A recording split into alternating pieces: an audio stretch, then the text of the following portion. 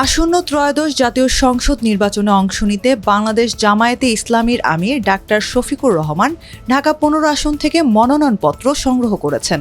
২৫ December বৃহস্পতিবার তার মনোনয়নপত্র সংগ্রহ করা হয়।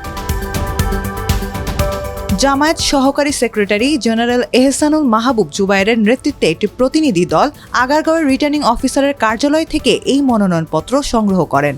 ঢাকার আঞ্চলিক নির্বাচন কর্মকর্তা ও রিটার্নিং অফিসার মোহাম্মদ ইউনুস আলী এ তথ্য নিশ্চিত করেছেন। ঢাকা ১৩ ও ঢাকা ১৫ আসনের রিটার্নিং এই কর্মকর্তা জানান, ঢাকা ১৫ আসনে জামায়াতের আমির শফিকুর রহমানের পক্ষে এই দিন মনোনয়নপত্র সংগ্রহ করা হয়েছে। আমরা আজকে ২০২৬ সালের ফেব্রুয়ারিতে অনুষ্ঠিতব্য জাতীয় নির্বাচনে ঢাকা ১৫ থেকে জামায়াত ইসলামীর সংগ্রামী আমির মানবিক বাংলাদেশের স্বপ্নদ্রষ্টা ডাক্তার শফিকুর রহমান পক্ষে মনোনয়নপত্র সংগ্রহ করেছি। বাংলাদেশকে দুর্নীতিমুক্ত বাংলাদেশ হিসেবে গড়ে তোলার জন্যে, মানবিক বাংলাদেশ হিসেবে গড়ে তোলার জন্যে ডাক্তার শফিকুর রহমানের নেতৃত্বে আমরা দেশবাসীকে ঐক্যবদ্ধ থাকার আহ্বান জানাচ্ছি। আমরা দোয়া চাই আগামী ফেব্রুয়ারির প্রতিযোগিতামূলক নির্বাচনের জন্য আমরা উৎসবমুক্ত পরিবেশে এগিয়ে যেতে পারি।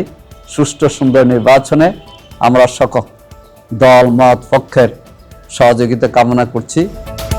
২০২৬ সালে ১২ ফেব্রুয়ারির নির্বাচনে রিটার্নিং অফিসার ও সহকারী রিটার্নিং অফিসারের কাছে মনোনয়নপত্র জমার শেষ সময় ২৯ ডিসেম্বর।